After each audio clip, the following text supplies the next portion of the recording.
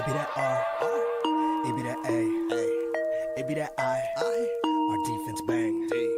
It be that E, it be that R, it be that S on our chest that got us far. We be them Raiders, we be them Raiders, we be them Raiders, just one be that hater.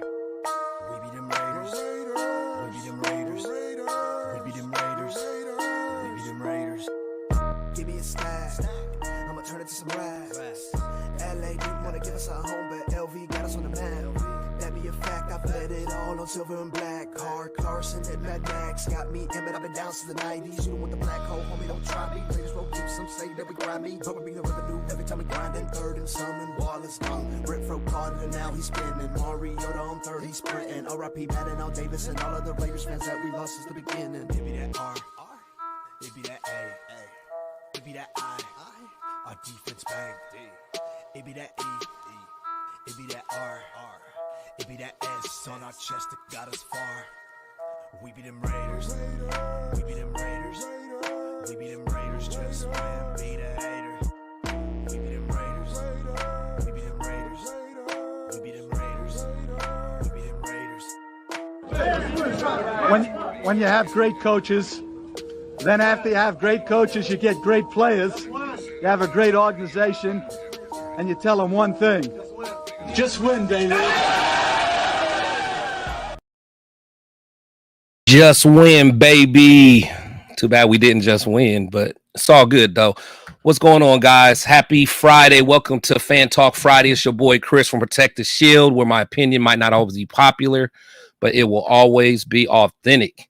Happy Friday. I hope everyone had a good, productive week.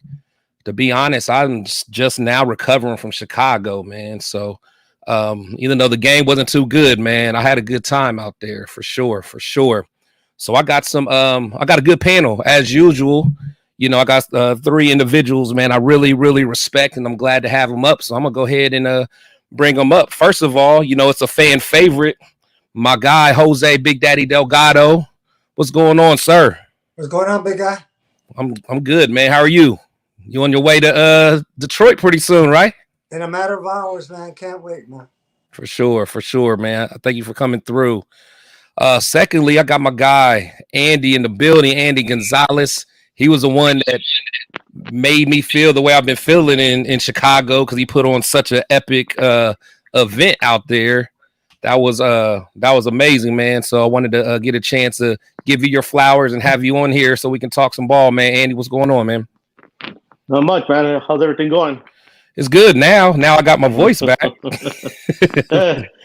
That's when you know you had a good time. Oh yeah. That was fun, man. That was fun. And then last but not least, I got Miss DC Peggy in the building. Miss Peggy, how are you? Good evening, gentlemen. How are you? We're good. We're y'all good about Chicago. I'm so happy y'all had a good time with the nation. Yeah, because you went the last time, right? Because you was the one that told me that the party was at the same spot that Timothy O'Toole. Yeah, O'Toole on Friday, and then we went out to a place I forgot what part, but we got kicked out because somebody had double booked a wedding. Oh wow! We just went on down the street. Found the party. We just took over like 3 or 4 bars in the neighborhood. Oh yeah, no big thing to us. Yeah. Oh yeah, for sure. And I know a little bit about you. So you were you're the DC Metro Raider, or one of the founders, a co-founder of the DC Metro Raider Booster Club. Yep. For you, yeah. Man, nice. And I know you. Looks like you're you travel worldwide with the nation. You're an author on a weekly game analysis post on your page, which you do awesome work. Also, see you you kind of partner with Captain Jack quite a few times, don't you, on his show? Yeah. So you guys got a good thing going. So I really appreciate you, and I know me and you have a lot of discussion. You usually put me in my place sometime because you be all factual. That's why I like talking to you, because you don't deal with all the emotion, which our fan base usually does. So I don't mind that iron sharpens iron. We Raiders. That's what we do. Andy, you know what being Raider means. You know, we're not gonna let the dumb stuff go by. You Hey, know, the dumb stuff's No, gonna no, no. fly. For you have sure, to for say sure. something. You know. Oh yeah, for You gotta sure. take the good with the bad sometimes. You got to. Mhm. You got to. You got to. Let me go to the couple comments real quick. Just say what's up with my Shield squad. My boy, the Ultimate Raider Fan 32. Salute, man. I appreciate you stopping through. My boy Terrence. Anyone that's in the chat, man, make sure you guys follow my boy Terrence, man. He's doing a real good thing for the nation. He's working on getting monetized, and he's every cent that he gets from being monetized, he's going to use for tickets for other Raider fans that can't afford it, because he wants to really help get some real Raider fans in there. So he has a heck of a thing going. So make sure you guys check him out. A very solid dude. Got my boy Leo in the building, aka Cheeto Linus. He was there with me in Chicago. His voice just came back too. So we had a good time with my boy, man. What's going on? A Dog's Life. Hola. Thank you for coming through. Thank you. Summer Queen, thanks for coming through. Happy Friday to you as well. So I appreciate all the love from everybody. So we're about to talk some Raiders, but before we talk Raiders, I gotta do my other intro, and then we're gonna get to it. Let's get it.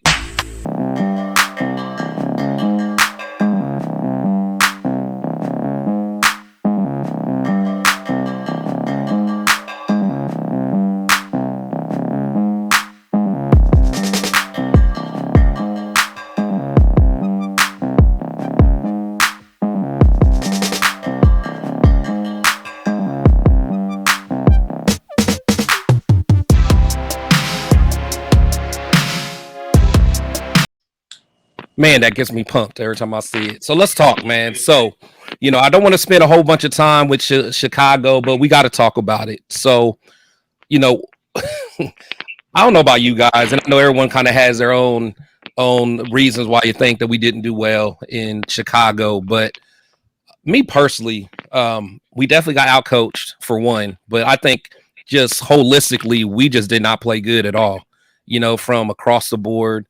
But like my hypothesis is just like, I really think that was like a trap game for us. We're not used to winning. We got a couple games in a row. We're not good enough to be overlooking anyone. But I think once we found out Justin Fields wasn't playing, I think we kind of just overlooked them, got in there, got our butt beat, man. What do you think, Big Daddy? You know what? Sometimes I think we have 17 trap games a year. and we always lower ourselves to our competition. And, I put a couple of dollars on the Raiders, and I go, why am I doing this? Because every time I bet on them, man, it's like it's an offer. But anytime we're playing somebody that just left Division II, or Jeff Saturday, or Baker with about an hour of practice, every time we play somebody like that, they make history playing against us. We lower ourselves, and then all of a sudden we're missing tackles and what have you. The effort's not there.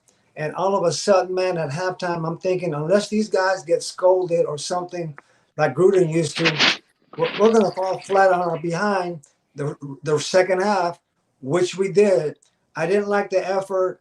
Of course, we can break down Coach McDaniels and all that till we're blue in the face. But you know what? To me, it's the same old story that we talk ad nauseum. Leaders lead. Leaders make adjustments. We didn't do it. And, Crosby's going to ball out. We know 17 is going to ball out and number 8.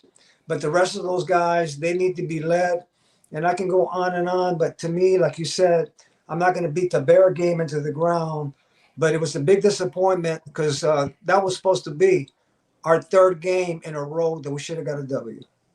For sure. For sure. You hit it right on the nose.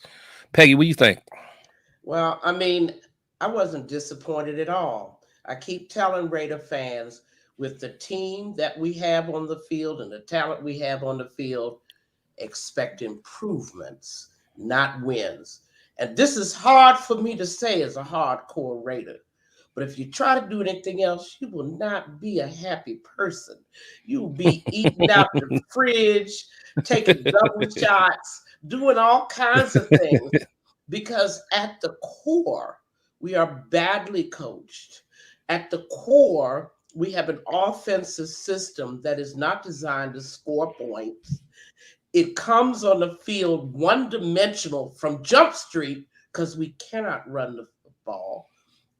And on defense, we have a team of young guys improving.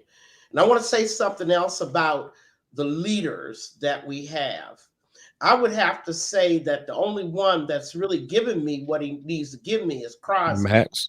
The Yeah. other two, we need to take a hard look at that running game because it's not just the O-line. When I got two tight end formations, when I have fullbacks out there and I still can't run the ball, now it's time to look at who is running the ball. Now it's time to look at Devontae as not understanding check down Charlie, which does not target a receiver like he's used to, but instead goes hot 1, 2, 3. And if you're not in the place you need to be, the quarterback's going to go right to the next check down. Devontae does not run the same routes twice. Just like Renfro, they're both unconventional. You're both used to an offense that targets them from the snap of the huddle.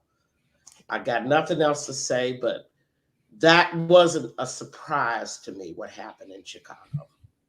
Yeah, no, I agree with a lot of that. I think you're right. I mean, one thing about Devontae, he what makes him so good is he's great off the line. But the reason he's great off the line is he has wiggle to him, so he's not going to do the conventional release. You know, he's going to stutter step a little bit. So it's going to be times where he's going to be off.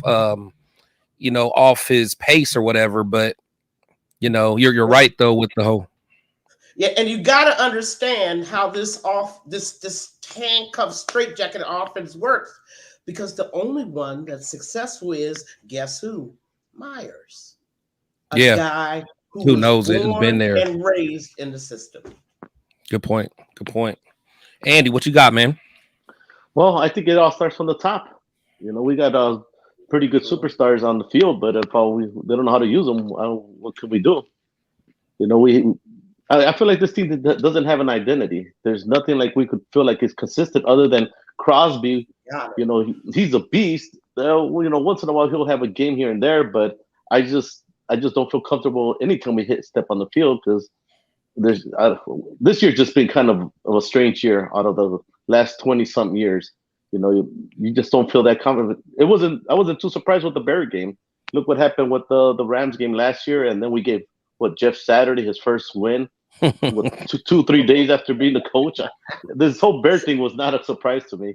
It just for us being in Chicago, it was just a out of whack game, because we thought we were going to be easy win. We had a great time all weekend, and that was going to be the cherry on top, and just didn't happen. Us as fans, we showed up, and the team just forgot to show up. Yeah, for sure. It's sad, man, because again, I know I'm well documented as someone that probably gives McDaniels a longer leash than others. But it's just I can't say I expected that in Chicago. Like my mindset keeps going back to it. They're going to wake up on offense at some point. And I still think that, and I'm just waiting because I'm like, okay, we won 3 games so far with us playing some of the worst offenses, or the worst offense we've played in years. And it's like at some point, they're going to wake up, because at the end of the day, I mean, I know a lot of people don't like McDaniels, but he didn't just forget how to call an offense all of a sudden. And I know people are going to say that's all Brady, but I mean, as a Michigan fan, I've seen Brady come into the league. Brady was a very mediocre quarterback coming out of Michigan. Charlie Weiss really helped him at first, but being with Josh McDaniels is what helped him take it to the next level. So the dude did not forget how to coach football. So I'm just thinking at some point it has to get together. I could be wrong, but we'll see. You know what? Real quick, Daddy, I just want to say, God rest your soul, we could have Jim Brown back there, Mercury Morris, any Hall of Fame running back. But as long as we got Jimmy G, they're going to stack up the line. Stack the box, yeah. And young man will not see 100 yards at all. Okay, now, what Peggy said is true. Expect for us to have potentially, the same thing over and over again. However, I'm like you. I'm trying to get a W in Monopoly. I'm trying to get a W all the time. I'm trying to win at any cost. Right. However, as long as we got the same guy, it's insane if they make a Hoyer number 2 on Monday. Okay. Oh yeah, we've. I don't want to see anybody hurt, but I'm ready to see if our coach has the cojones. If Big Daddy's ineffective, make the switch at halftime, and if Ocano, I'm not saying he has to pull it out, but then show the threat of throwing the deep ball. Make the safeties back up so everybody's not stacking to stop number 8. Because you know what?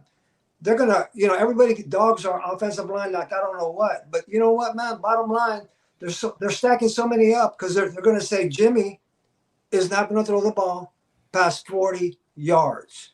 Okay, past 40 yards. He's not going to do that. And we have leadership that's not going to get behind the podium and say, we made a mistake. Because he was choice number 3. Choice number one was Brady.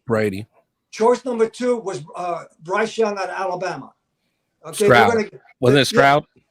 No. The brother from Alabama. I thought they wanted. Okay. Yeah. He was choice number 2. But you know what? Jimmy G was always choice number 3. Now, I'm glad we got rid of Carr. And you look at Carr's antics the other day on Thursday. I'm glad we got rid of a Big Daddy, and I could call him a crybaby, and I'm gonna go ahead and call him a crybaby. But to me, it's insane to continue to go with Jimmy G, and for 2024 to go with that tag team of Jimmy G and McDaniels. I'm still going by my prediction. McDaniels will be gone November 27th. By the bye week.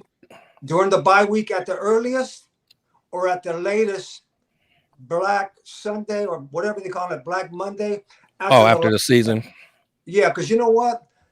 I know Big Daddy's being yelled at, and I'm talking about, Mark Big Davis. Mark.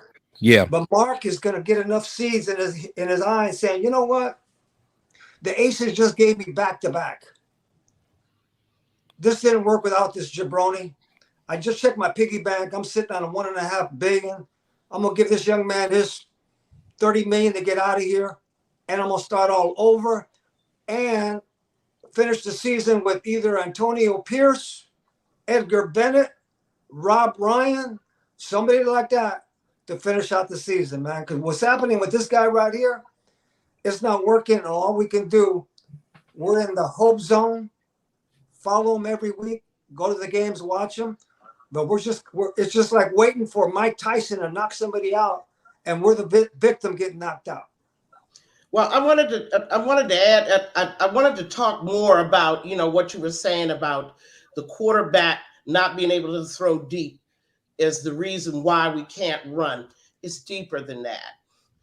I would suggest it's not the safeties, but it's the linebackers that are our problem, camping in those gaps. And why are they camping? Because they have absolutely no reason to put their head on a swivel and be concerned about somebody from the slot or a tight end coming behind them. Yeah. And taking them off the line of scrimmage. Their first step is always to the line of scrimmage. Game after game after game. Instead of our O-line blocking 4 guys, they're always blocking 6. And that calls for different kinds of run strategies, and that calls perhaps screens. Different kind of runner. Well, of course, but again, you can't keep saying my O-line's not blocking. That's why I can't run. You cannot come into the game one-dimensional and expect to score points or win. I say it's a linebacker problem, and the linebackers need to be attacked. No, that's a good take. Over and over again, talking about our O-line can't block. That's why we can't run. But it's over after Game 7. No, it does, but I think the coaches, at that point you got to do more bubble screens. You got to do more just running back screen. You got to be able to keep them.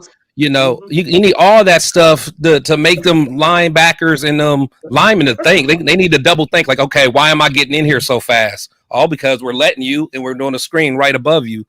But and again, I just don't understand, because I really don't think McDaniels just forgot how to call off. I just don't. That's what gets me, because this offense that he's running is not the same, at least style, that we've seen from him in the past. So, and I know we don't have the quarterback that he had, but even a Mac Jones offense that he had in 2021, Mac was at least moving the ball, and Mac doesn't have the strongest arm. Mac didn't have an all-star, receiver, but he made Mac decent as a rookie. But like, I just don't get it. I really don't get it, man. It's like, I don't know. Down Charlie. It's just not off clicking. It's just not off clicking. You know what, big guy? Mm-hmm. I truly believe he could have in his back pocket 91 plays, but he keeps using the same 9 over and over again. And also, too, I've been talking to a lot of my Raider buddies and asking this one question. Of all the coaches we've had, and I've been rolling with him since '68, is this the worst coach? Not the worst coach. I want to preface it this way. Is he the worst coach as far as situational football? That's what I'm talking about. Peggy, what do you think? Andy? Art Shell, 2006, 2014. Come on. He had that was the worst. That was the worst. And Randy Moss was on Monday Night Football. Never forget, before the season even started, he was being interviewed, and he started trashing that Art Shell offense from day one. Well, the thing is, it wasn't Art Shell, though. It was that clown that he hired that was running the bed and breakfast. Right. That was the guy. No, and he was the one. He was running the bed and breakfast, and the only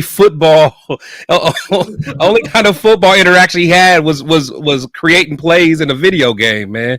To me, and I have to remind Raider fans, because they're thinking to me, that was the worst moments that me as a 40-year-old experienced as a Raider fan. I know some of you guys probably may have had. Actually, no, you guys probably didn't have any worse back in the day. I can't imagine, Big Daddy. You ain't. I mean, I don't know. Did you have some worse days than those? Well, you know what? The Art Shell take is a great take. The bread and breakfast, man. The bed and breakfast. Come on. I would have to the bed and breakfast. You know, we have run things. Andy, the shivers go down your spine when we see it. You forgot about it. It's giving me some flashbacks now. Oh man, that Dennis Allen wasn't too great either. Yeah, that wasn't. But that bed and breakfast got me. Yeah. You know, to me, you look at the continuity of the Andy Reids, the Mike Tomlins, and people like that. And I'm sure I'm missing a couple other people. And we've had a plethora of coaches, of quarterbacks. We've moved to LA, back to Oakland, now to Las Vegas, and, just moving around and all that. And I tell you what, I would tell anybody, any young tyke that grabs the football, that sits in front of the TV, that says, I'm thinking about becoming Raider Nation. What do you think? I would say, you know what? It ain't for everybody. Yeah. You're not old enough to drink. It's a stressful life. Yeah. That's why, to me, anybody that stuck with them all these years, much love and respect, because we've been through it, man. Oh, yeah.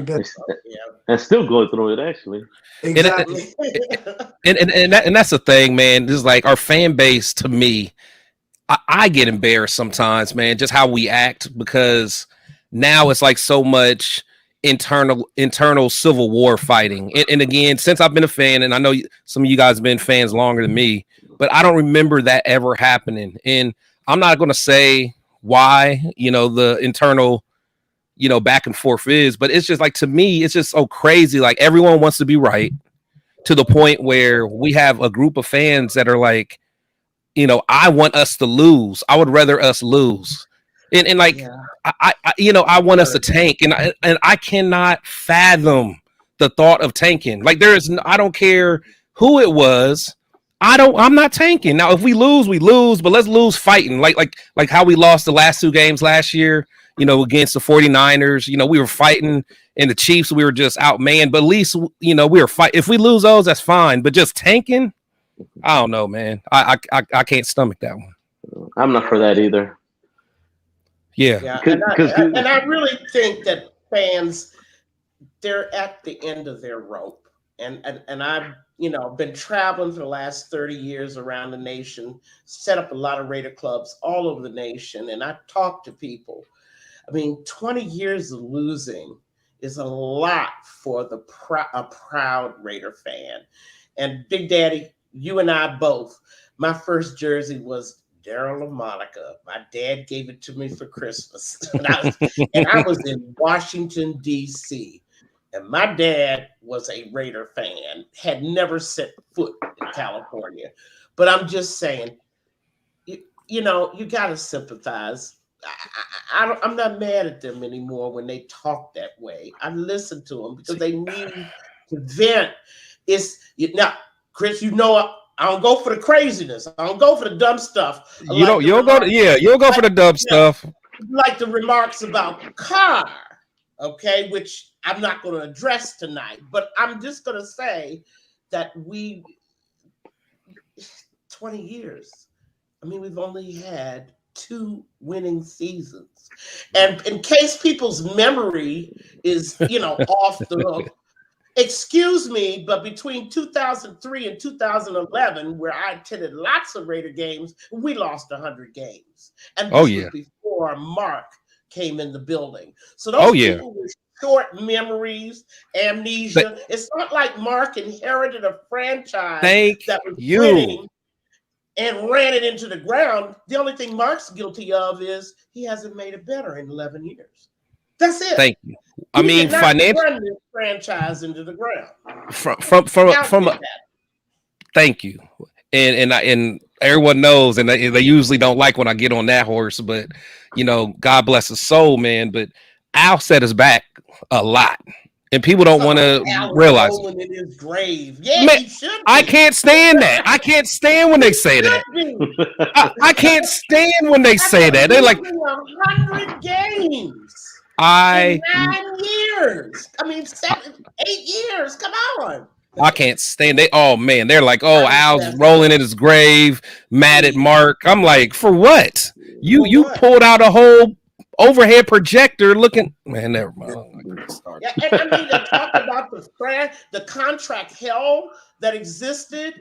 The draft picks, the free agent choices, the coaching carousel that happened after he traded Gruden, which was his first huge mistake. Right. So, and believe me, I got all the love in the world for Al Davis. Absolutely. Made me a Raider.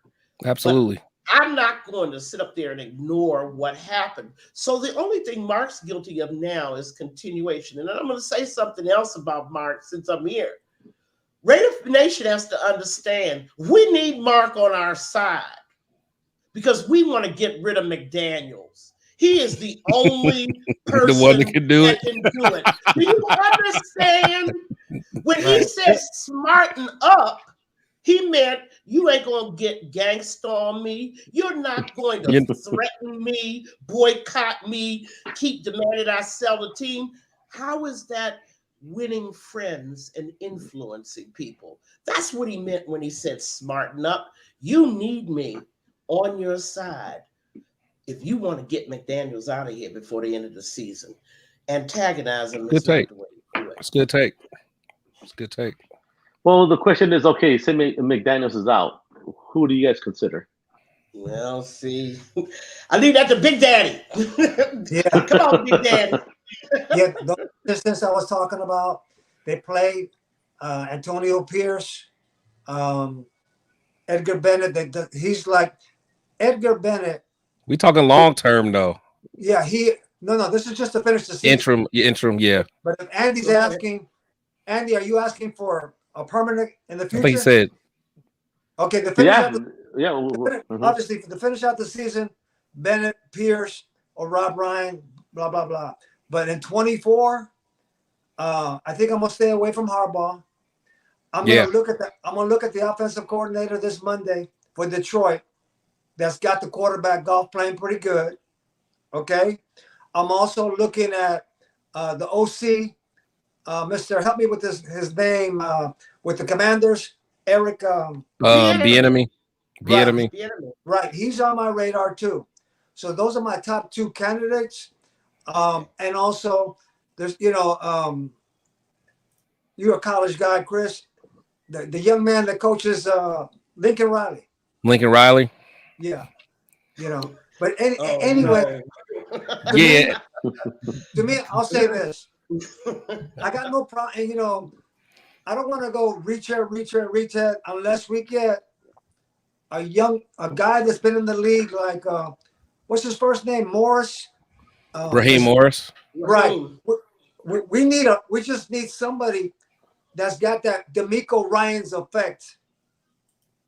Okay? D'Amico Ryans effect, what he's doing to Houston now, we need somebody that's respected that maybe played in the league and is up and coming. And then my last one, and I'll end my little thing. However, people won't be happy with it because they're grooming them. I'm tired of Patriots. The linebacker, Mr. Mayo. Somebody like that. Oh, Mayo. Yeah, if Antonio Pierce is a leader or somebody like that, see, because half the nation is tired of getting the old Raider way, and the other half of the nation says, let's go outside. Yeah. And that don't work. Right. Yeah. No, I agree. I think it's hard, man. It really is hard because, for one, it's hard to even get a good coach that's already established because the Raider, ever since Al Davis, the Shanahan days, all that, like, we're known for not treating our coaches right. Like, correct. 2 years max and you're out of there, and it's just like, and I keep thinking like Pittsburgh's had 3 coaches, man. We've had 3 coaches in 3 years before probably. So it's just like, it's just crazy. And that's why, like, I don't necessarily just love Josh McDaniels, but I just don't want to start over. Even the first Gruden years were tough, but at least year 3 or 4, then we start seeing some things going. I don't know, man. It's tough, man. Just being a fan because, you say Lincoln Riley, then that kind of reminds me of could that be a Urban Meyer type deal, or even the guy that was coaching Kyler Murray and the Cardinals type deal. So I don't know, man. I mean, I don't know the answer. That's why I'm not getting paid the big bucks. But right. It's tough, man. It's tough. Daddy, I'm gonna sneak this in real quick because I have yet to meet one person agree with me on this. All 3 of you guys. I might have mentioned this. Peggy and Andy, get ready because I've always been turned down. If it was up to me, I would hire president of football operations and GM Louis Riddick. I already knew you was going there. That's your guy. You've been screaming about Louis Riddick for a minute. You have. And I've heard that before, and it reminds me of 2011. Allen Pass and Mark. Oh, don't get me started on that. Don't get me. Reggie McKenzie. I'm a mute my mic. Allen, wait a minute. I'm muting my mic. Zero experience. All 3 of them, I call them the 3 blind mice. You see, the Raiders have experimented. We've done a lot of experimenting. Oh yeah. And I appreciate that we want to now give someone with 0 experience a chance. But haven't we done that before? All the time. And while I'm at it, the time to get on Mark Davis is not now when we need him to fire McDaniels, but when it's time to pick a new head coach. But do we need to start all over with the Chiefs being in our division? It's tough because we know it's going to be hard to catch up to those guys. We've just been wrong, but think about it. Look at the head coaching changes you've seen in the last 10 years. They are changing 5 to 6 head coaches every year. The Raiders are not the only franchise that picked wrong. There's franchises out here that haven't had haven't even had a Super Bowl win. The Bidwells, the guys in San Diego, they've been picking wrong for over 50, 60, 70 years. The Fords up in Detroit. I mean, they finally got it right, maybe. But wait a minute. They still don't have a Super Bowl win. No, you're right. Getting it right. Yeah. Yeah. You win a Super Bowl. And there's 12 teams. We are not the only franchise that keeps picking wrong. I mean, look how many coaches have been in out of just the Giants in the last 5 years. And they're a good franchise. But the Colts, Lord have mercy. I mean, it's a revolving door.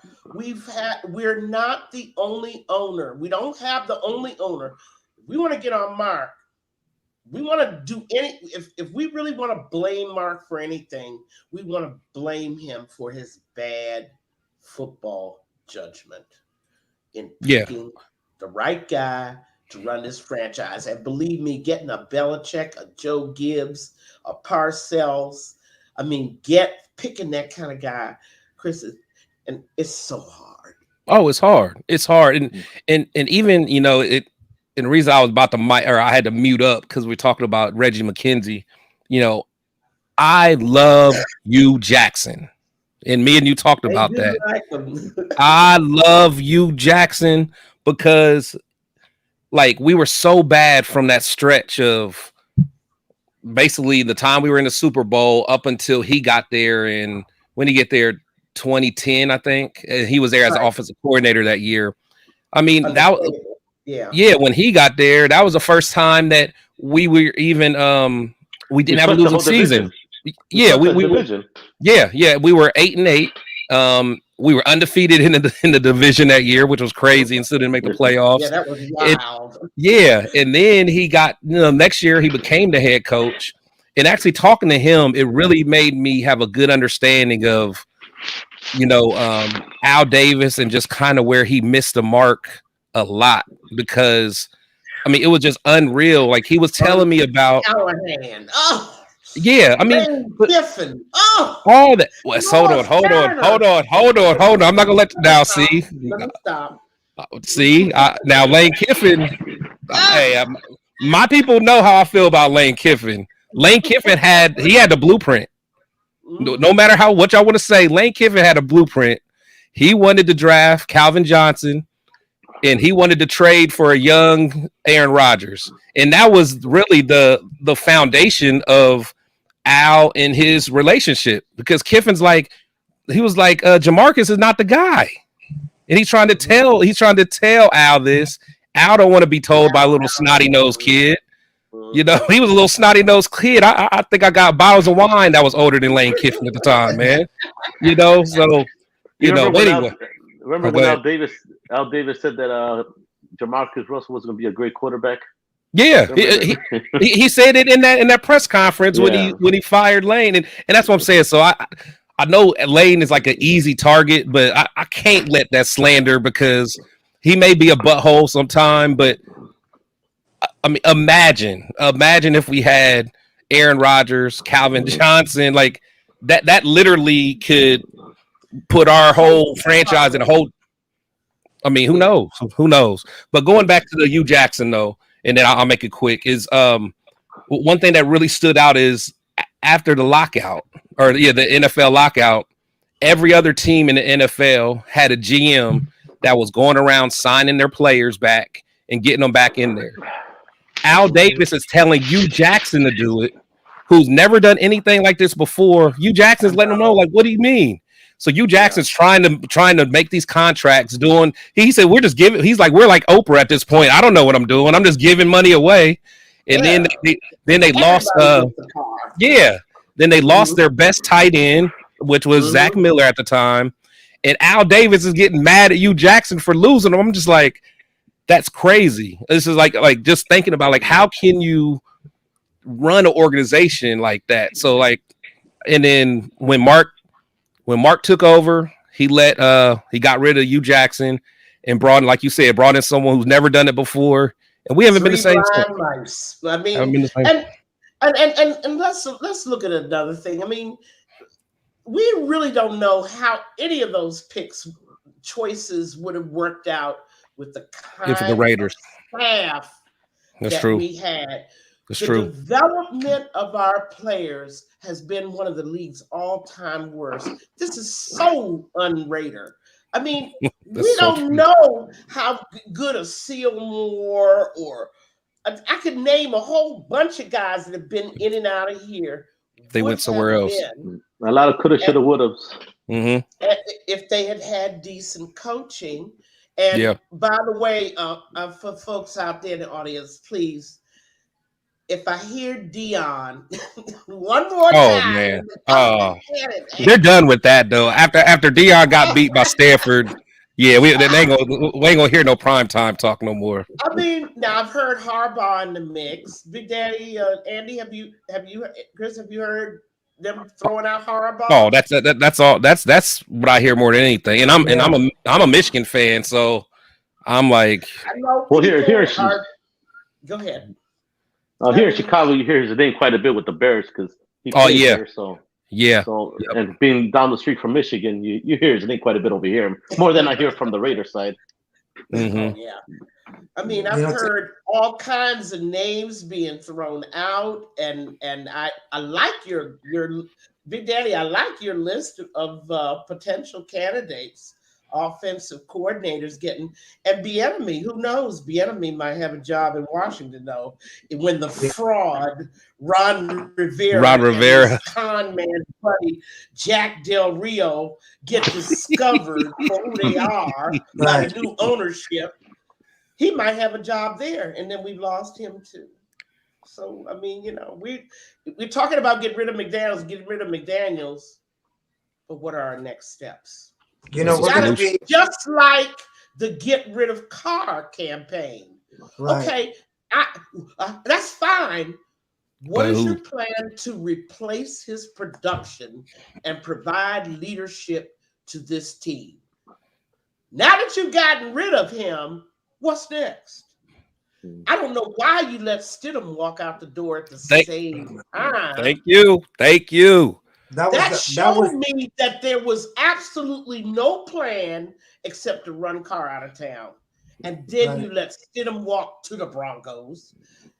And then we come the next season and we're searching through the garbage can like a bum on Saturday night, looking for a quarterback. I mean, all these calls, I'm so glad Carr is gone. Really? How glad are you? We've had 3 quarterbacks in 7 games. Name one other NFL team that's done that. Well, you got, Big Daddy. Good point. Good point. No, you know what? To me, I truly believe McDaniels is, like I said, we'll see. We should have had Stidham, like young lady said, but he got a fat contract really quick, $10 million for 2 years, which to me. But that's not that fat though. Yeah, we could have paid that and still drafted a quarterback. Now, something Peggy said earlier, Sis is right. The coaching, everybody wants to tank, get Caleb Williams, blah, blah, blah. Why? but with this coach we got right now, who's to say he would get him or a Drake May or a Michael Penix and develop him? You know what I mean?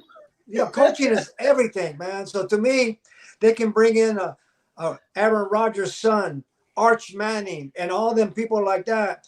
If we don't develop them, we're still in the same boat over and over again. And you know what? A lot of people don't want to blow this up, but I'll say this. I'm about blowing it up every Tuesday until we get it right. You know what I mean? And if money is no object because he's making money in Vegas, blow it up, and eventually somebody's going to get it right. But I just want to be able, I just went to a funeral 2 funerals in 1 week. Oh, no. And before I have mine, and I want to be around for longer, mine too. Yeah, I just want to be able to say, man, we finally turned it around, even though I'm 102 years old now. But let's turn it around, man. Because I tell you what, everybody here has got great football takes, and you got great football takes every week. And we have never coached one NFL game. However, If we can see these guys doing the same stuff over and over again, I like what young lady said about what we're doing and the linebackers and the X's and O's. She's right, but she's never put on a headset, and these guys don't see it.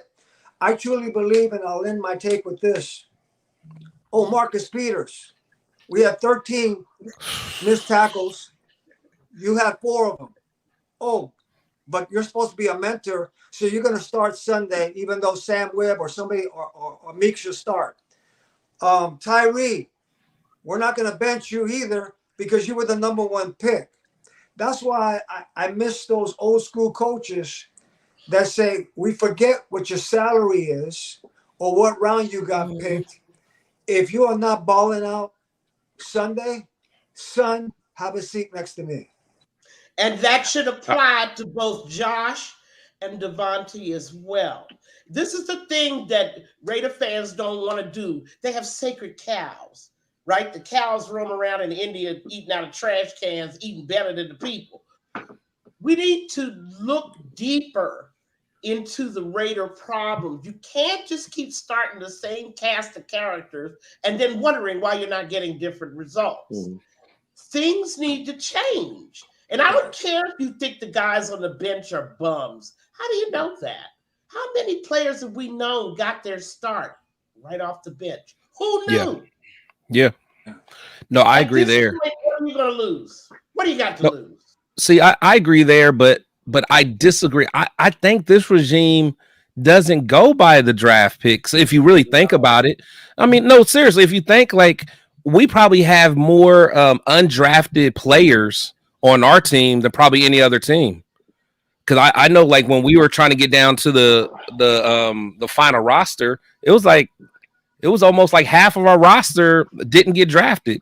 And then we talk about the Tyler Halls, the Sam Webbs, Jacoby Myers. You know, we get people like those guys that, you know, they didn't get drafted. I mean, now Marcus Peters, I'd be surprised if we don't start seeing him play less. Honestly, I'd be surprised because.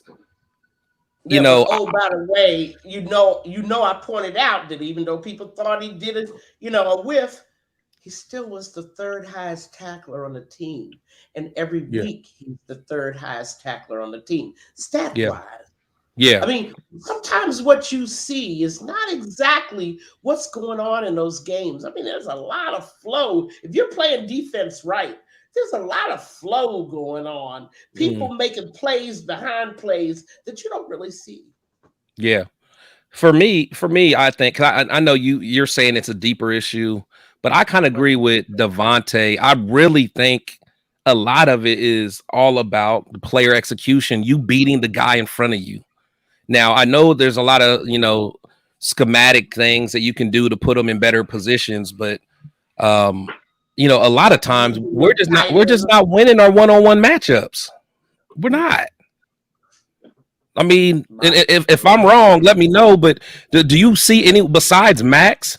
Do you see anyone out there that's really winning their one-on-one? I mean, Devontae, but he don't get one-on-one. Yeah, Jacoby Myers. Yeah, he wins, but it's like besides that, you don't see no one really. Even like Colton Miller, he's not stopping that right tackle that right end every week. So it's like I don't know, man. I don't know. It's a lot to digest. It really is, but I just think sooner or later, I don't know. Maybe I'm crazy. Either way, something has to change. It can't stay the same. So with Renfro, that's a name you hardly heard this year so far. Renfro will never thrive and then check down Charlie's system, and neither will Devontae. They don't run the kind of routes that Josh McDaniels demands. See, they will not get the ball. I mean, he did last year though. He was all pro.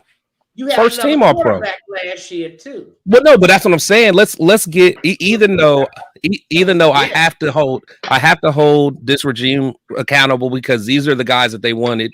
It may not have been their 1, 2, it was their 3rd pick, but they have to live with that.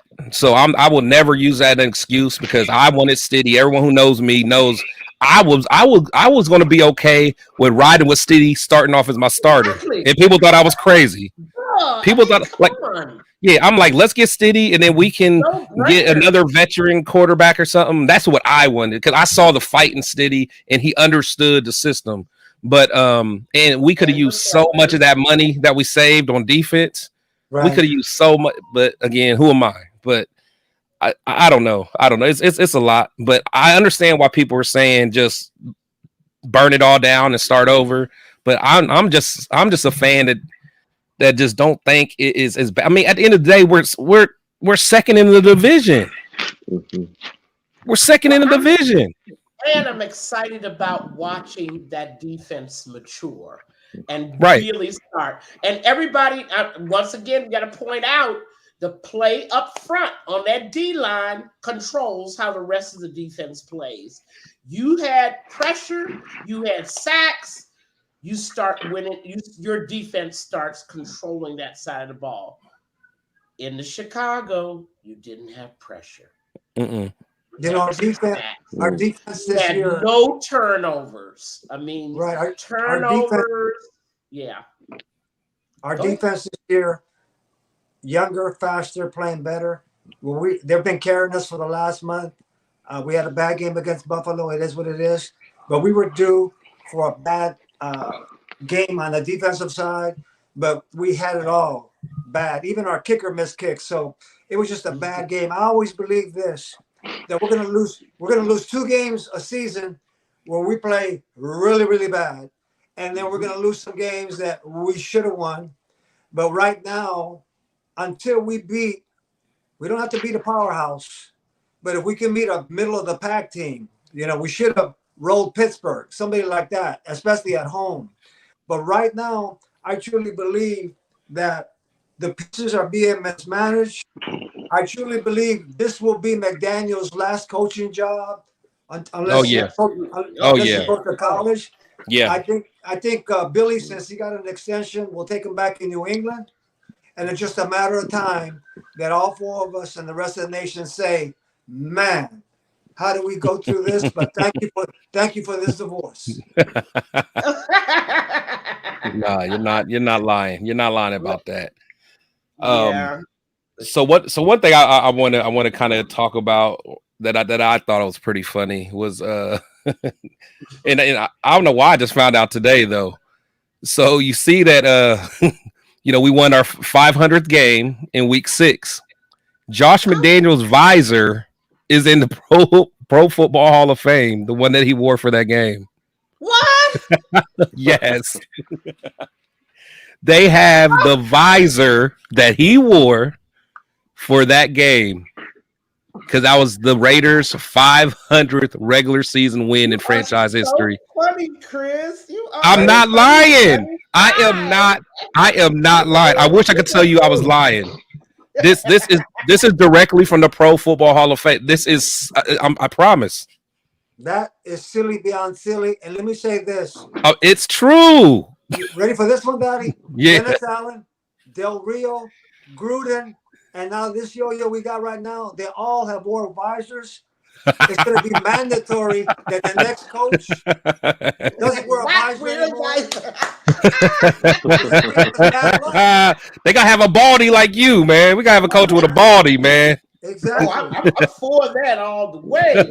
I mean, John Madden, Tom Flores. I mean, at least 2/3 of our wins were racked up under those guys. Am I not correct? I mean, yes. Half of our win, at least half of our win.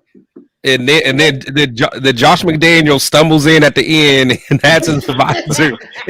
and I'm surprised he's not upside down like he had his he had the little. Oh man, I saw that. I couldn't believe it. I was like, I had to fact check it, and it's true, man. It's true. Wow. I couldn't believe make some of these things up. You can't make it up, man. Because I was like, there's no way. I'm not gonna get trolled by the Hall of Fame. No. So I really looked it up, and wow. One thing good will come out of all of this after McDaniel's gone. We gotta rejoice.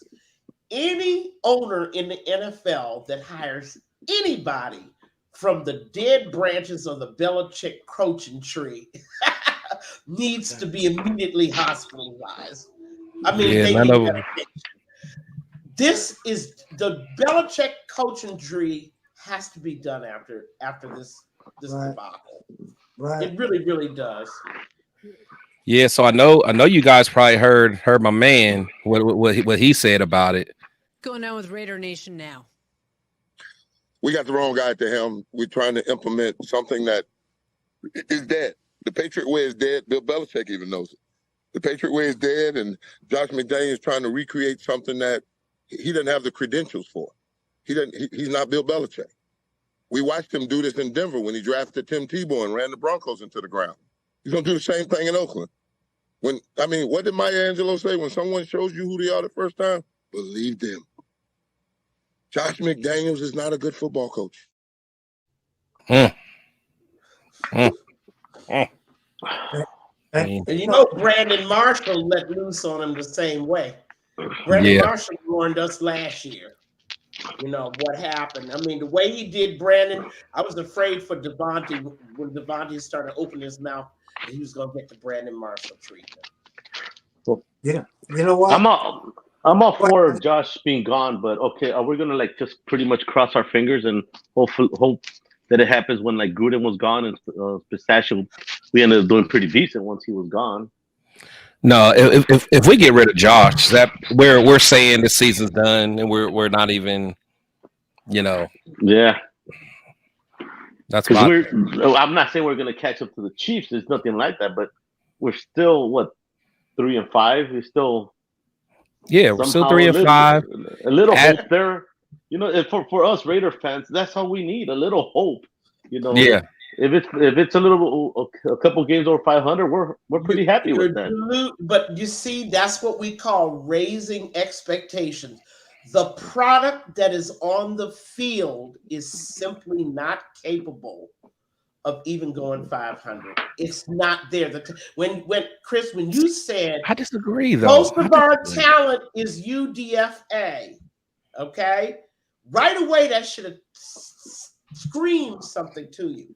Okay, you gotta see in this league, your talent has to be scouted and nurtured and coached properly. And we just the past 20 years we haven't been able to draft. So I mean, our cupboard is empty for the most part.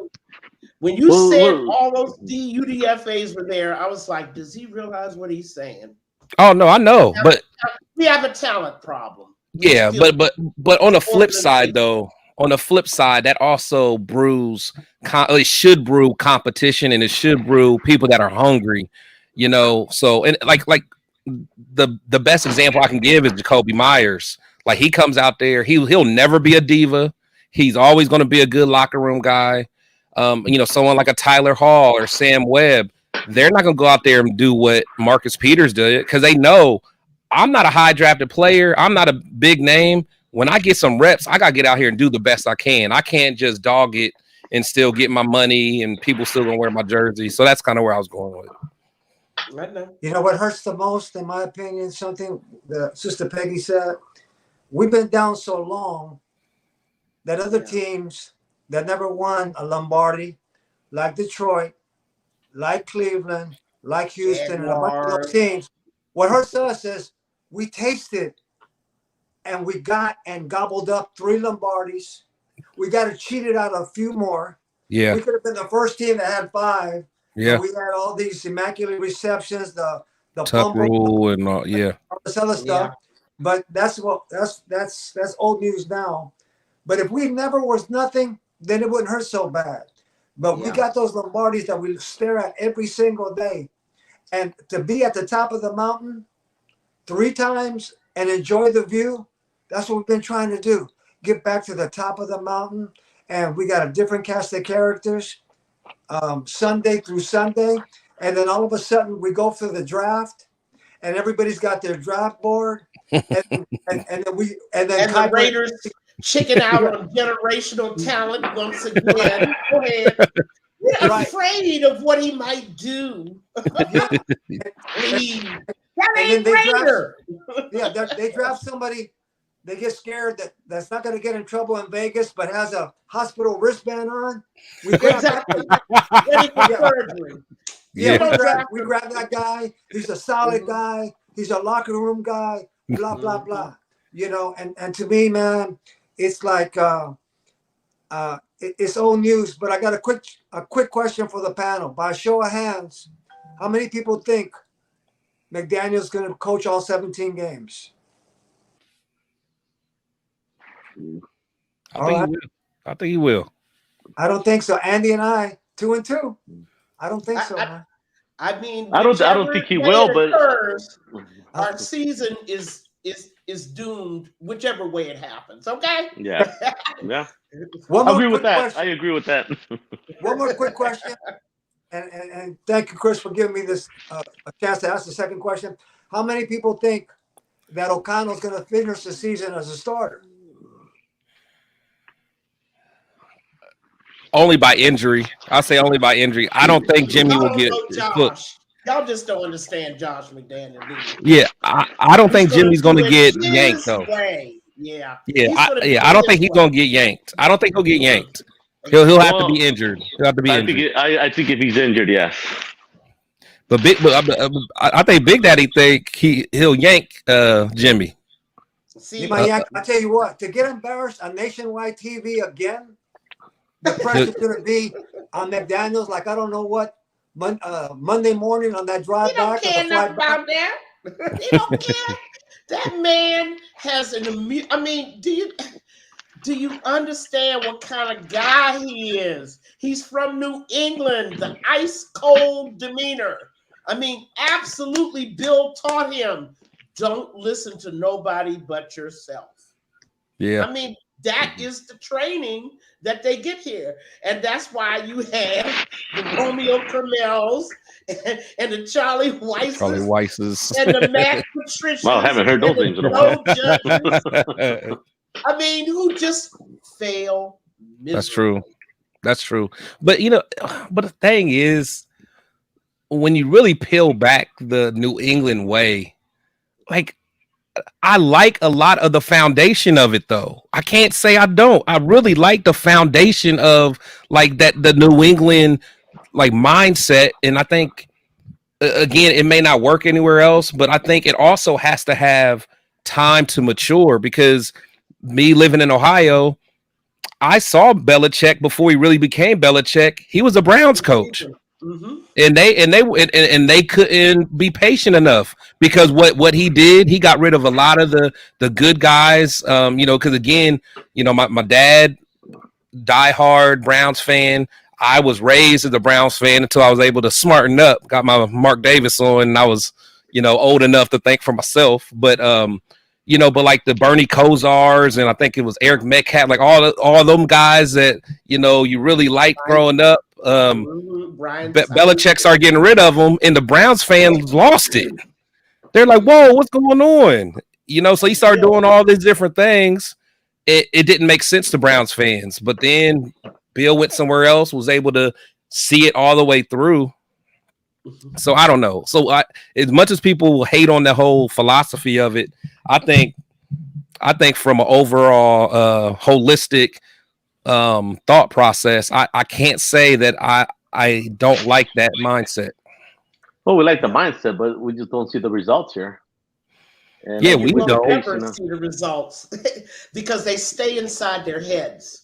That's their problem. Bill O'Brien down in Houston. I mean, burn that franchise to the ground. He's going to do it his way.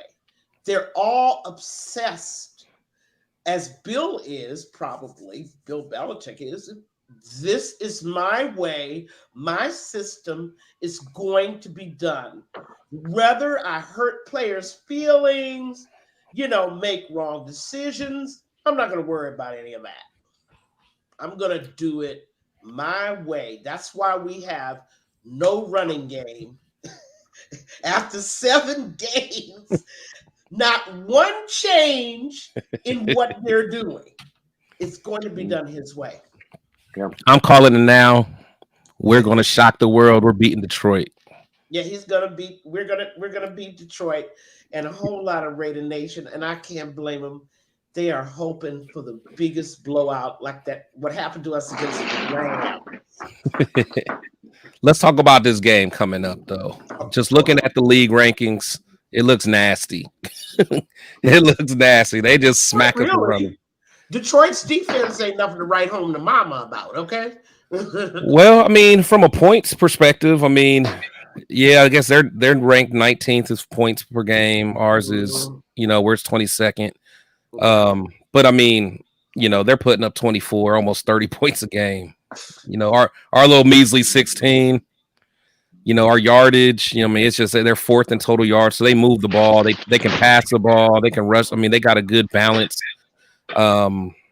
Yards allowed. They're about with us, and then the turnover differential. They're at +2. So, but Chris, somebody took a brick last Sunday and hit Detroit over the head, and that was the Ravens. That woke them up. That woke them up. Not really the best offense, but I mean, I hate playing a team that just got rolled. Oh yeah, the Bills. See what happened when we played the Bills. We played them after a loss. So yeah. So what do you guys, Big Daddy? What do you think for the game, man? For Detroit? I think more than anything, we're going to show heart because these young guys on our team, and they're all young, they're playing, and the whole world's watching, man. The whole world's watching, and the whole world's going to talk smack if we lay down and lay an egg. So to me, I think the effort's going to be there better than ever. I think this is asking for the moon, but I think our best effort in a long time is going to happen on Monday. Does that equate into a W? I wouldn't bet on it. The spread is the spread. I thought it was going to be 8.5. I thought it was going to be like 12. Yeah. But like Sister said, they got hit over the head last week. And this is their first Monday night game in a long time. Yeah. So I'll say this about what Dan Campbell has done with that team. Are they elite? No. Are they top tier? They're in that area. They're not middle of the pack anymore. We're trying to. We're in the bottom, looking up to try to get in the middle of the pack. We got potential to be in middle of the pack the rest of the season. That's just potential right now is a word in the dictionary. But getting back to the Lions are for real. I expect them in the playoffs, and it's going to be a tough game for us. But to me, as long as we do maximum effort, that's all I want to see. Better tackling. When we're in the red zone, we don't have to go for a field goal all the time. If we're on the 2-yard line, go for it, big guy. Yeah. Come on. Hey, I just want to see, no matter what happens to the coach between now, because I don't think he's going to make it. Bottom line is this: get better at making situational decisions, using your timeouts. The last home game, they let like 45 seconds go away. Everybody was yelling. Stuff like that. Yeah. So to me, if we're going to take an L and I want a W, let's take an L with fighting,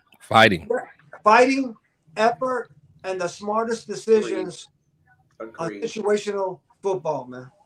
Yeah, I agree. Because honestly, that's why I keep going back to last year with the whole Jared Stidham thing and the way we played against the 49ers.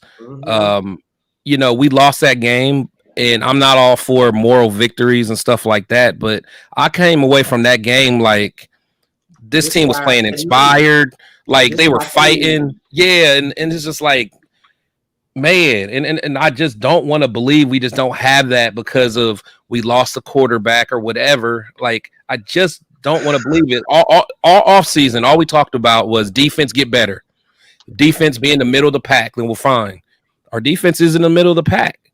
It's just I just don't want to believe he forgot how to coach the offense. I don't, and I could be wrong, and he might prove me to be a liar. He's proven me to be a liar the first 7 weeks. I hope I'm wrong, but I just don't. He cannot have forgot how to coach football. He can't. What I don't like now, these new school players, they'll play with no effort, and after the game, they exchange jerseys. Come on, man. See, and that is the reason. And that is the reason why, people were on my social media when I was posting the stuff about Chicago, I had this one guy saying, "Oh, that you guys had a big party and we lost again. You guys should just kill the party." And I'm thinking to myself, like, What? yeah, he's a true clown. He was a true That's the clown. reason I travel. Yeah, exactly. I'm like, honestly, if I just went to these games based on only the game, I'll just be unhappy all the time. But in fact, Big Daddy was the one, because he knows how I used to get. Like, I used to be the one mad. It messed up my whole weekend. There have been a few games like we always laugh about when we were in St. Louis and lost 52-0 or something, and I left. I was like, forget it. Yeah, I went outside and watched the Ferguson protest or whatever. But it just it just pissed me off, man. Just fans got the nerve to say that, but I enjoy the fellowship. I enjoy hanging out with everyone, and to me that's what it's about. But I want us to win, but like I don't know, our fans are something else. I won't even get into that. Well, winning is just the cherry on top when you travel. Right. You got like 2-3 days of hanging out with people you see like once or twice a year. You run into people you see that. Oh, I seen you at Miami. I seen you at Denver. It's just a good time. It's just the win. It's just a little cherry on top, and you leave with the satisfaction. This past week it didn't work that way, but it was still a great time. And but I had somebody come by this past week, and they're like, "Man, this is the Raider life, man. It's all about having a good time." And we lost. We took the L, and we just go on to the next one and plan out the next trip. It's a win-win. Like my wife, my wife, she's not into the game or nothing, but it's a win-win. That tailgate, and I get to see everybody. So exactly. And speaking of games and traveling, Big Daddy, Monday. Tell us what this is, man. What's this game mean to you, man? It means the world to me, because back in the day, I had a vision and a dream to go to all 32 NFL cities. And I know the Giants and the Jets playing there, but I've been there. This is my last stadium that I haven't been to, and it means the world to me. Thank you, God, for making it possible. I'm not there yet, but that was my vision a long time ago. I always had two dreams: A, to go to all the stadiums; B, be inside the stadium for the Super Bowl and have my program, popcorn, and my beverage, and watch us bring that Lombardi right in front of me. The second one is obviously harder, but the Detroit game is everything. And like Andy said, during all these years of going to every stadium, I've met so many really cool people over the years, from the East Coast to the Midwest to Virginia to the Carolinas to the South to the West Coast, of course, and now in Nevada. And I value those friendships so much to this day. The 32 stadiums, or 31, 32, whatever you want to say, that's cool. But I value more the friendships I've made and relationships with everybody. Mm-hmm. Oh yeah, for sure. Yeah, it's been a pleasure. The games that I've went to with you, man. We went to a couple playoff games together, and it's definitely been a pleasure. So I'm definitely gonna try to get up there with you, my man. The Ultimate Raider fan, he said he wants to get a picture with you, man, when he goes up there, man. So make sure you guys connect, man. I'll connect you guys and send a text and a little group text for us. Absolutely. But yeah, that's gonna be sweet. But so is there any final thoughts? One last thing I usually like to do. I know we're a little running over, so I'll try to make this quick. I always like to just go through the list of games, man, and see who you guys got. And plus, everyone that's in the chat, man, I appreciate you guys. Usually I like to stop and say, read you guys' comments, man. But we had some real good conversation today, so I didn't really want to break that up. But I appreciate every last one of you guys in the chats, man. So thank you guys, Shield Squad. I appreciate that as always. But let's I want to hear what you guys think for these games. So we'll start off with so we already did our game. Well, actually, no, let's officially do our game. So we got Raiders or Lions. Oh my gosh. Yeah, that's a tough one. You want us to the heart or the Lions are just no. You use your head. Don't go to the heart. All these are brain picks. I actually watched the Ravens just dismantle Detroit last week, and I have to say that as far as defensively, they're still on our level. But unfortunately, we don't have the offense to take advantage of that. They, on the other hand, have an offense, and Very I think balanced. our improving defense, they'll have their hands full. But I think it could be a nice game. It could be a struggle in getting points on the board, but it could be a nice close game. But I don't think we're going to win. Okay. So you got the Lions. What you got, Andy? This is the toughest matchup since week 2, right? Oh yeah, Ever since the Bills, and they just have to go at it, man. They just can't put their head down, and just so I don't see them coming up with a W. I want them to. I want to say that with my heart, but it's gonna be tough, man. So that's all you got the Lions. What you got, Big Daddy? You know, real quick, this take is dedicated to my brother in heaven, Panama Lewis. He used to tell me all the time, you know what, Big Daddy, you know boxing and football too much to lose all this money, because I was always betting with my heart. And he said, will you do me a favor from now on with your sports IQ? Will you bet above your neck? And I've never forgotten that. So my heart says silver and black, but if I'm coming out of my wallet, which I am a little bit, between my ears, it's right, Detroit. Yeah. I'm pretty much the same way. You know, I kind of play around, you know, saying that we'll shock them.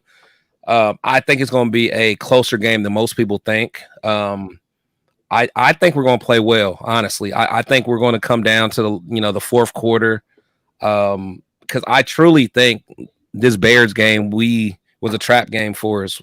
Because all we heard, the next 5 games are winnable. The only one that we're kind of worried about is the Lions. That's all we heard. So once Justin Fields wasn't playing, they're like, okay, we just got to win this Lions game. We'll be all right. And so I don't know. I hope, but I think we'll play tough. But I think the Lions will win that one too. Yeah, unfortunately. Next we got let's do Cleveland and the Seahawks. Seahawks are at home. I don't see Cleveland or Seahawks on our agenda either. For the very reason, unless we get a running game. And I repeat, there is no offense in the history of the game that can win one-dimensional. I'm not saying playing them. I'm just saying who you think gonna win that game.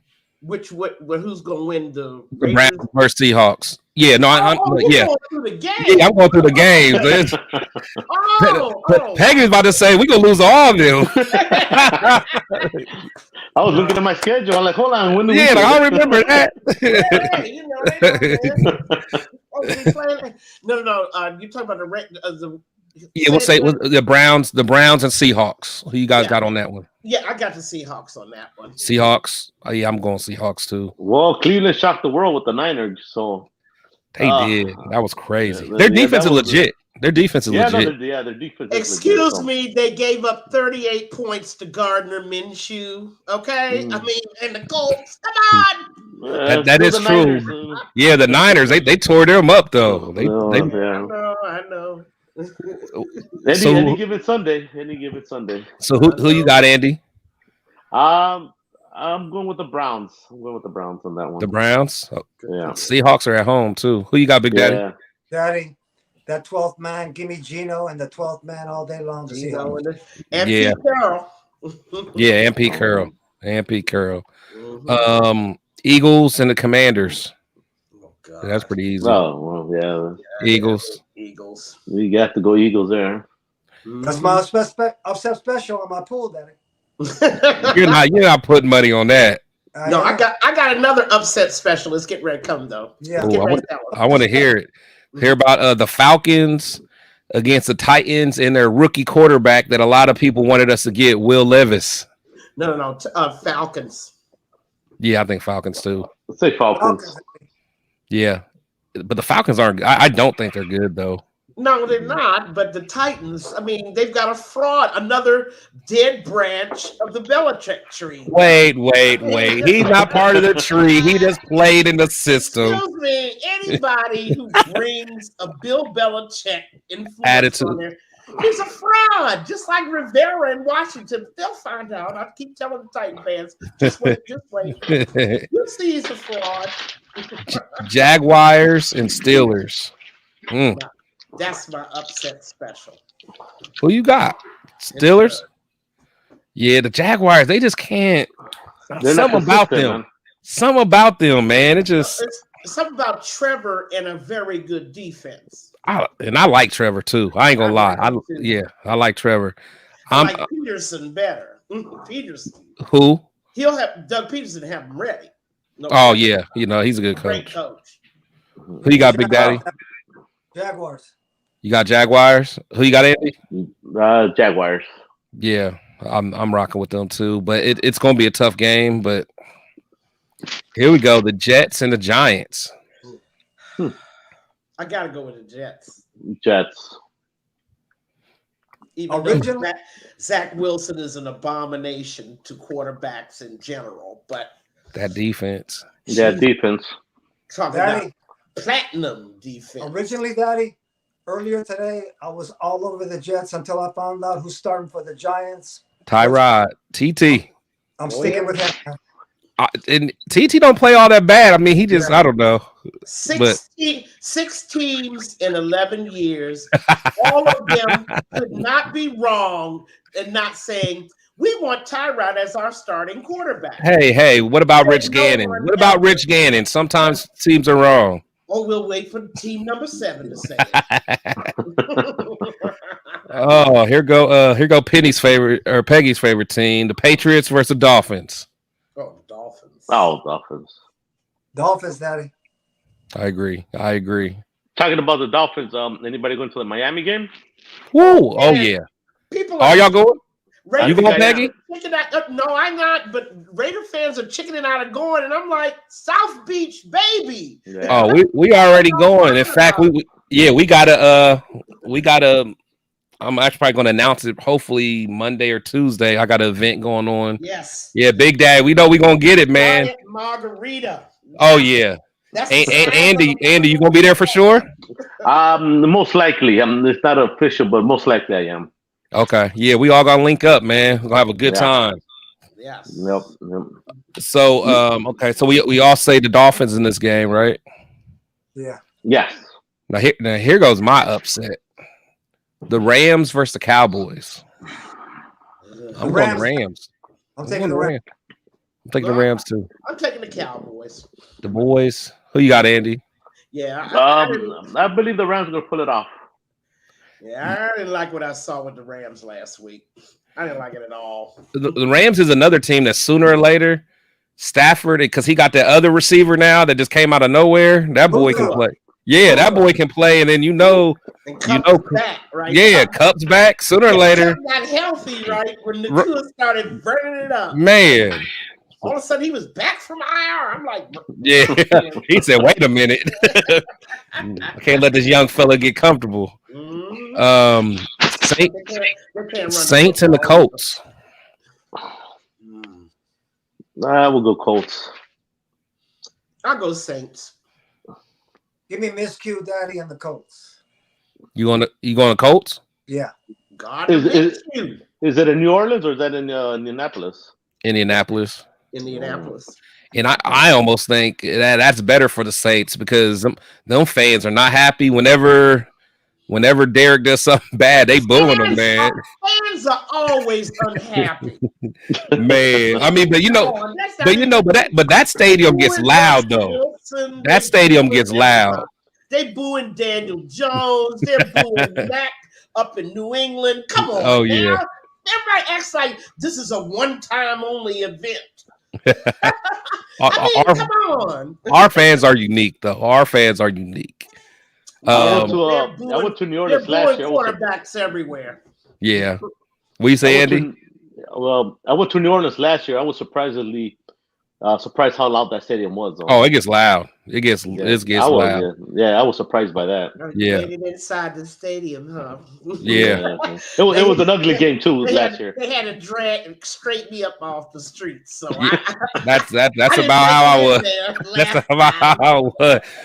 Yeah, we partied on we partied on bourbon. In fact, I couldn't be found for that but that game in 2016 that we went to, me and Big Daddy was there when Carr threw that that 2-point conversion to Crabtree.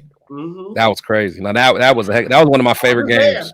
Mm-hmm. Yeah, that was one of my favorite Raider games I've been to. All right, the Texans and the Panthers. I'd go the Texans, of course. Yeah, I'm going with them too. Texans. D'Amico, give me Houston. Yeah, and Vikings and Packers. How about those Vikings? You like the Vikings? Yeah. Minnesota. Okay.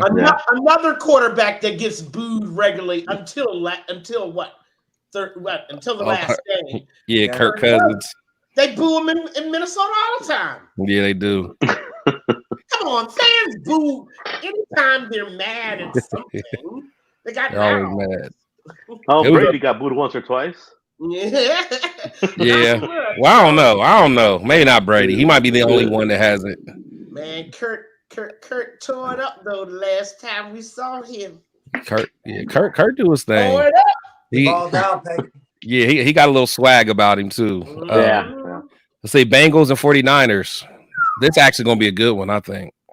I think that's my upset special. You got the Bengals? Yeah. It's in San Fran too. Yeah. He said whatever. Pull it off. Yeah. I'm gonna say Bengals too. The Bengals. I don't see the 49ers losing 3 in a row, but if they do, I'm gonna have a party. But Renee ain't gonna like that. Yeah, don't tell my wife that. Yeah. I don't know. Purdy coming back. Maybe he'll come back. Mm-hmm. Let's see. Chiefs and Broncos. Yeah, well. Yeah. Broncos are a mess.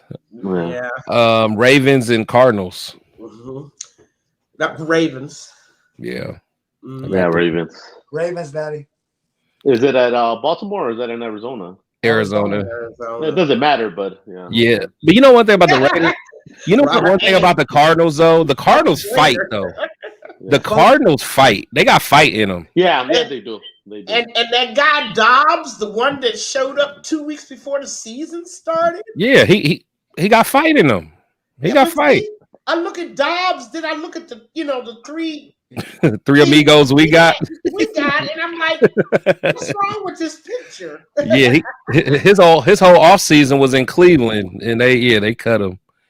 And in the last game, we have the Bears and the Chargers, the 2-4 Chargers. I don't know what's going on except one word, that coach. Oh yeah, that coach loses it for him. Oh, and they're not prepared. They're unprepared for those games. I can tell. I mean, it's pathetic. They got and they got a good roster too. And another franchise ringless. They've been making bad choices for head coaches for what since Don Coryell, right? Yeah. Shoot, they to me, I don't think they should ever got rid of Marty. Marty would have got him there sooner or later. Yeah, but Marty. He couldn't do nothing in the playoffs. He's an eternal bridesmaid. You never see him marching down the aisle. No, that's true. That's true. Well, guys, I want to say I really appreciate the three of you guys. This was a great show. I had a whole lot of fun. Definitely did. Big Daddy, where can everybody find you, man? As far as social media goes. I'm always on Facebook, whether it's a Raider take or giving words of wisdom, man. Doing my thing to uplift people, man. For sure. Are you got one in your back pocket today or no? Always, bro. Okay, we're gonna end it with that though. Andy G, man, where can they find you, man? Facebook Andy Gonzalez or Instagram Andy_Gonzo. Just check it out and we'll hook up with whoever travels for games. I like hooking up with everybody. So For sure. Yeah, and I know it probably won't be a long time till we're back in Chicago again, but I'm definitely gonna link up with you again. That was an epic. That was an epic weekend. Besides the game. Well, it doesn't have to be necessarily Chicago. You know, we got surrounding cities. We got Minnesota, not too far away. Green Bay. Okay. We could hook up in Cleveland one of these days. Oh yeah, no, for sure. Yeah, for sure. We'll make it over work. the Midwest. All over the Midwest. Yeah, me too, man. So we'll definitely make that work. And Miss DC Peggy, where can they find you and all the wonderful things you got going on? Well, we are definitely on Facebook, and then of course there's a Facebook page, DC Raider Nation, that a lot of fans check in, and we use it as a central gathering point for all the tailgates every week. So people want to check in and find out, where do I go? Because I'm going to this city and that city. So come and find us. Nice. Awesome. That sounds good. Well, Big Daddy, you know, we always like to end out with your words of wisdom. You know, if you guys follow him on Facebook, he definitely does a wonderful little series where he just has some uplifting messages, man. So we'll go ahead and give you the floor for a second, man. Go ahead, take it away. Thank you, brother. It's really, one thing that we always do when we schedule doctor appointments, dental appointments. We'll schedule getting our car fixed, taking our dog here, schedule haircuts. But the one thing we need to do a little bit more is schedule happiness. We got to get out of that mentality of, well, when I get paid, I'll be happy.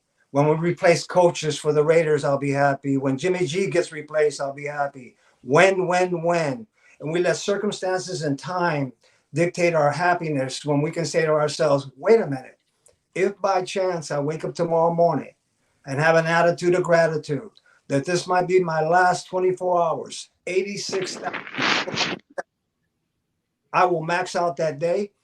And instead of acting like it's my birthday, have an attitude. The greatest feeling you can have in the world is when you reach out to somebody, give them some words, a text, or just call them because they haven't heard you, and they'll answer the phone by going, hey, Peggy, hey, Andy, it's been a long time. You make them feel so good, but then you feel so good. And that's the most important thing. Get out of that when mentality. I can't wait till 2024 and I'll start all over. No, press the reset button now up here and say to yourself, what can I do to let go of the past, make sure they're all teachable moments, and I'm going to go forward and live the rest of my life like I'm up by 4 touchdowns. Love it. I appreciate it. Shield Squad, I appreciate you guys being in here and being active in the comments, man. Love you guys, man. Hopefully you guys got a chance to hit the like button. Make sure if you get a chance to catch my friends on social media, you do so. But as I always say, players and coaches come and go, but we must always protect the shield. You guys be safe. Love you. See you next week. Peace. Right.